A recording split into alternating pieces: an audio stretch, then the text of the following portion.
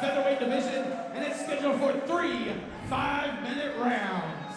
Your first fighter, fighting out of the Mind Golf Vacation blue corner. He weighed in at 146 pounds. He has a record of 2 wins and 1 loss. He's representing Team Kazan out of Virginia. Ladies and gentlemen, this is Jacob Olave! And his opponent, fighting out of the Southern Mortgage Brokers red corner. He weighed in at 146 pounds. He has a record of 1 win and 0 losses. He's representing Agoge Combatives out of Chattanooga, Tennessee. Ladies and gentlemen, this is Andrew Sturdivant! And you can hear from the ovation for Andrew. Chattanooga, quick 2-hour drive. A lot of those Agoge faithful have made the trip. It will be Sturdivant versus Olave. First pro bout of the evening coming your way, and it starts right now. And I'll tell you what, Olave never took his eyes off Sturdivant once that entire intro. He is dead set focused, doesn't care about the fan support. Might have clipped him coming in there.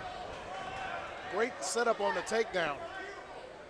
Andrew Sturdivant likes to do this, but of course Olave is a state wrestler from high school, finished 5th place at state. He definitely has some solid wrestling chops. Absolutely, man. He staved off a possible takedown to set up for some type of, it looked like a leg lock, what he was, or a quick back take. And he's got a half guard. It looks like Sturdivant's going to try to get back full guard, which he does.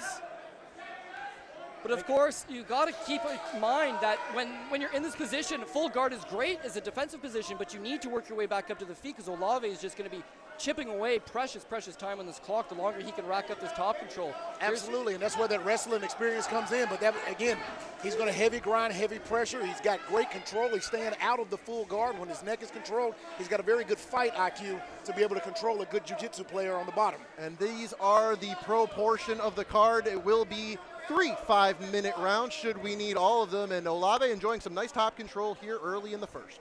It looked like Sturdivant had an opportunity to maybe scramble and get back to his feet, but he decided to go for the guillotine choke and kind of pull Olave back on top of him. So obviously he's got a lot of confidence in his ground game off of his back, but so far Olave been able to kind of just defend everything.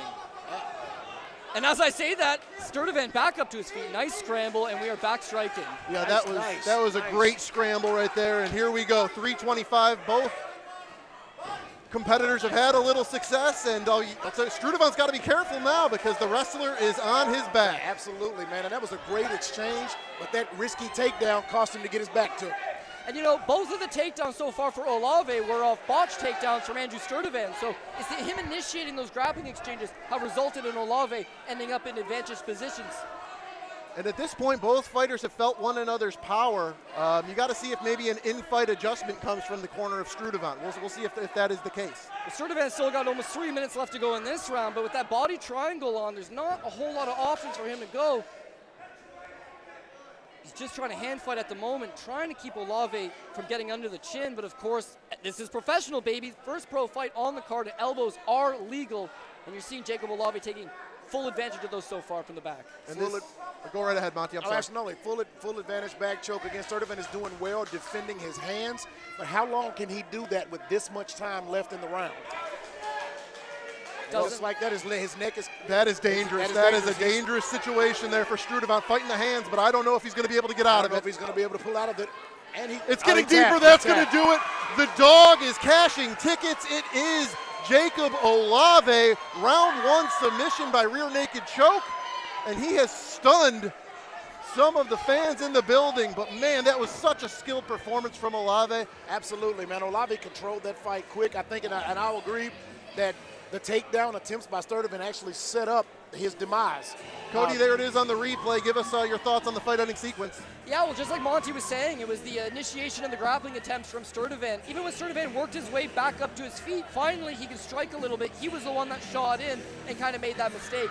And again, he's got a long amateur career, but this is still only his second pro fight. We talked about the layoff, we talked about the injury, and so unfortunately, at the beginning of your career, you're prone to make mistakes. Andrew Sturdivant's at a fantastic camp, he has fantastic training partners, and if he uses this as a learning experience, he's going to get better. I can absolutely agree. Yeah, the corner and supporters of Olave are elated. Bettors are elated. That was a 110 underdog. Cashing tickets in your first pro bout of the night. We throw it now to Jeff Hobbs to make this one official. Ladies and gentlemen, your referee stops us now at 2 minutes and 48 seconds of the first round. Your winner by rear naked choke, Jacob Olave.